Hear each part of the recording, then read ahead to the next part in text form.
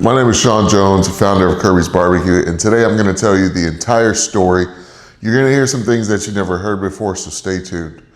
So I started Kirby's BBQ, and the reason I named it Kirby's was after my grandfather, Kirby. He actually started doing barbecue competition in Kansas City area way back in the 90s, and he was very successful at it, winning some trophies, winning some awards, and regardless of that competition history, I just remember going over to his house, growing up, and having an absolutely perfect barbecue spread. I'm talking about from house-made sides to perfectly smoked ribs to fantastic brisket, awesome pork butts, anything that you could imagine, he could barbecue, and he did it very, very well. And I remember growing up that although I wasn't super interested in it as I am now, back then I was one of the only grandchildren who was actually interested in the process. So I would help him out a lot in the kitchen when it came to preparing the sides, when it came to sauteing the vegetables, when it came to asking questions about the actual smoking of the meat. So, you know, I was always very curious, what kind of wood are you using? What temperature are we cooking at? You know, why are you spritzing with apple cider vinegar as opposed to this or that? I was very curious, and I developed quite a bond with my grandfather over barbecue growing up. Well, unfortunately, he passed away in 2016, and that was very hard to take in because I was actually living with him at the time when it happened. It was an emergency. It happened very, very quickly. I wasn't home when it happened, and he was rushed to the hospital. And like I said, that hurt quite a bit, but in 2024, I was at a point in my life where I had just had a major injury as well. I had ruptured my Achilles tendon, and I was jobless, and I really didn't know what I was gonna do after I recovered. And while I was recovering from this Achilles tendon rupture, I was watching a lot of YouTube, naturally, right? And I was watching a lot of barbecue content.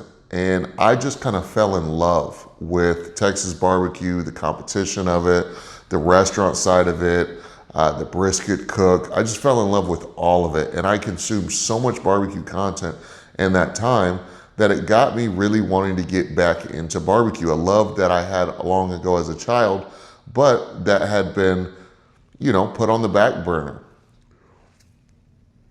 Now, this came really naturally for me because my work experience was always in restaurant management. I spent almost 10 years managing restaurants at a very high level. And so as I'm recovering, I'm sitting here thinking, okay, what is my next move going to be? Am I going to just go get another restaurant management job somewhere? Am I going to do insurance sales like I've done in the past? What exactly am I going to do? And I was so obsessed with Texas style barbecue, and it made me think of the legacy of my grandfather and what he was able to do in barbecue. And I said, what if I can combine these? What if I can create a barbecue business and really learn the ins and the outs and everything that I've been missing over the last couple of years? And what if I can allow myself to continue his legacy by using his name for the company? And so at first, I invited some friends over to the house, and I cooked my first brisket completely by myself, did some ribs and some other things. And the reception from it was very good, but I knew it wasn't the best. It was my first attempt at it, but they seemed to really enjoy it. And I said, okay, so maybe there's some potential here. So I continued to hone in my craft and get better and better. And I believe it was towards the end of the year in November, probably around August. Yeah, about 8 months in the year, around August, I decided I was going to do my first barbecue pop-up. And I found out about this concept through YouTube videos. And so I did the barbecue pop-up. I invited all my friends and my family, past coworkers from the restaurants. And I said, I'm going to do a barbecue pop-up. And I got so much overwhelming support from my parents, from my grandparents, from aunts and uncles and friends. And it was really awesome to see all of that support on my barbecue pop-up. We sold out pretty much all weekend that we were out there. And from that weekend, between August and the end of the year, until Christmas, I didn't go a single weekend without cooking and selling barbecue. I was hooked. I was addicted to it. And I loved it. And I was filming the process. And I was getting better and better and better at my craft. And then we get into December, about a week before Christmas. And I'm like, okay, going into the new year, what are my plans gonna be? Am I gonna go get a job? Am I going to try to push this Kirby's barbecue thing full time? If I'm gonna do that, is it gonna remain a pop-up? Am I gonna get a food truck, a food trailer? What can I do? And ultimately I came to the decision that I wanted a brick and mortar. And the reason was, I'm the type of guy who likes to be able to sit in one place and do my thing and allow people to come to me, rather than having to go chase the money in a food truck or food trailer, or have to, set up and tear down a pop-up every single day. So I said, I really want to look for a small brick and mortar, nothing fancy, just something that will work. And I'm driving down the road about 10 minutes away from my house, and I find what is going to end up being the future home of Kirby's Barbecue. It's a small little building, very quaint. You guys have seen it on the channel. And I went ahead and called the number on the sign that just said for rent and a phone number. A sweet old lady named Diane picked up the phone and she said, hey, yeah, do you want to come see it? It's $1,500 a month. And my jaw just about dropped when she said that, because this was exactly what I was looking for. $1,500 a month, month-to-month rent, no contracts. I said, this is perfect for a first restaurant. And so I went and looked at it. I was pleased with everything. And that's when we began the build out. And rather than taking 6-8 months to finish the build out, get permits and all that stuff, I said, we're gonna start selling right here in the parking lot. We're already paying rent. We might as well start making some money, because I don't want this rent coming out of my pocket. So we started setting up the first weekend of the year, first weekend of 2025.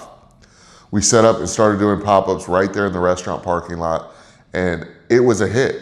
It was a hit. People loved that we were out there in the cold, my parents hustling, grinding, my wife hustling, grinding, family, friends, and we sold out just about every single day, every weekend we were there. People kept asking, when are you gonna move into the building? When are you gonna move into the building?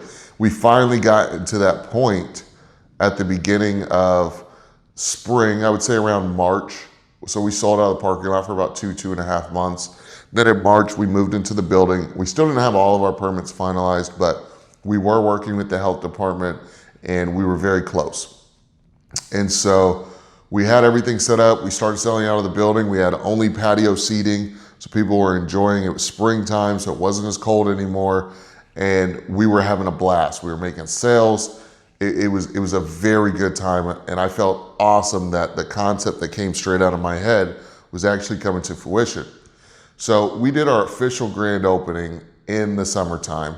And that's when we had Brisket Daddy Barbecue from California come out. We had Zoomies Barbecue TJ from New Orleans area come out, and they flew out and they helped me out with the grand opening week. And I am eternally grateful for them doing that. They made the entire grand opening experience an absolute pleasure to do and be a part of. And I'll be forever grateful for them. Big shout out to Savea as well. She rolled with me from the pop-ups all the way until the restaurant closed. So big shout out to her. So we get officially open, all the permits, grand opening and whatnot. And we're starting to make a little bit of noise. YouTube channel's starting to take off a little bit. Videos are getting lots of views. We're starting to get some attention on Instagram. We start having people coming out to review our food, and all is good in the world. It's looking fantastic. We had the boys barbecue reviews come out. Fantastic guys. Loved the food. They really were the first ones to kind of put us on. So that was awesome. And then we started having some other people come out. And we just got so much attention so quickly. And we were putting out such a great product. And we had such a great system and great service that it caught on quickly. And we got the attention of Daniel Vaughn from Texas Monthly. And he did a surprise visit. And he was very impressed with what we had going on.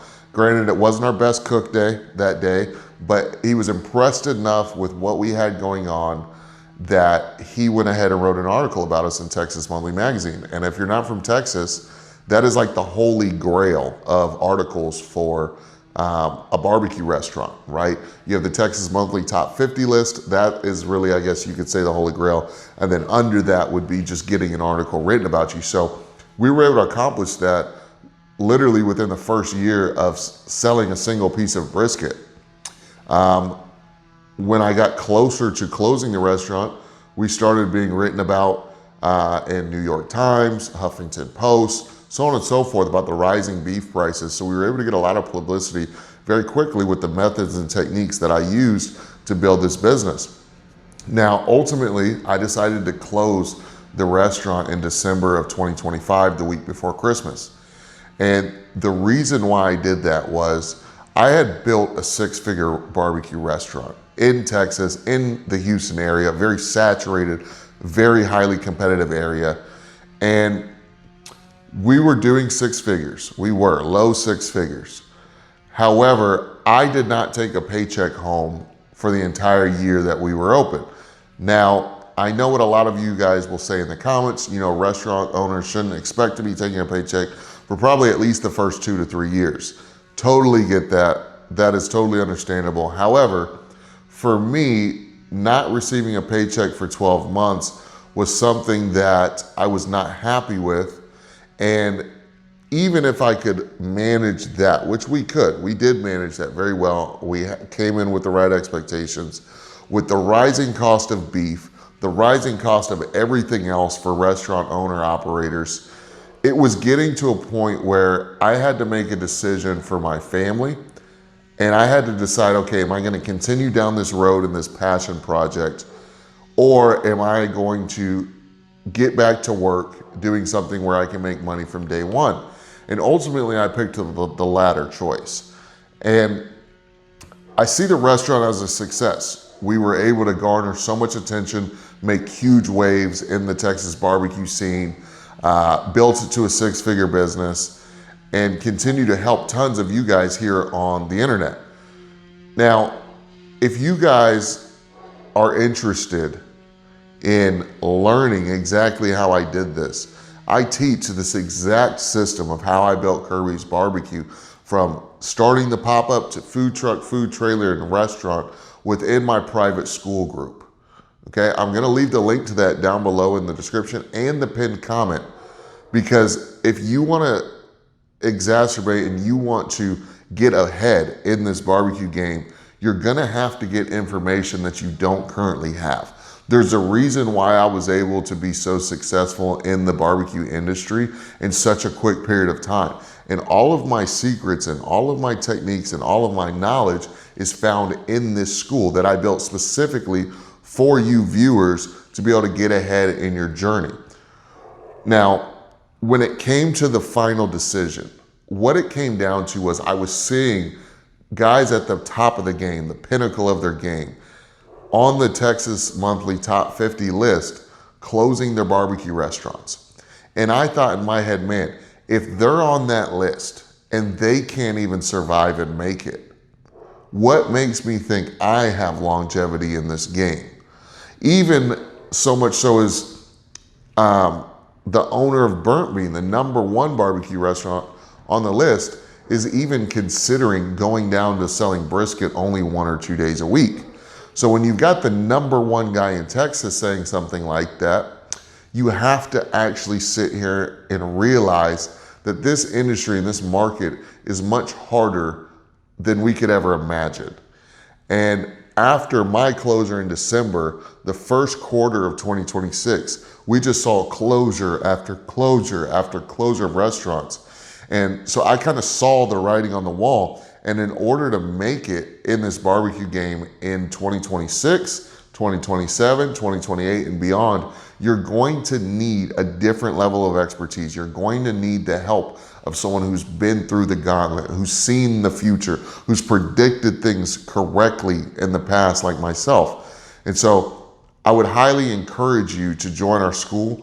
It's a growing community of guys just like you building their barbecue businesses. And I want to help you get to your goals faster. And the only way to do that is to obtain the knowledge that I possessed over the last year and to grow your barbecue business and learn from my mistakes. So with that being said, if you're interested in checking out the school, I'll leave it in the description and I'll also leave it in the pinned comment. I hope you guys enjoyed the story and it gave you some more insight on my decisions on running the restaurant as well as closing it. I will see you in the next video.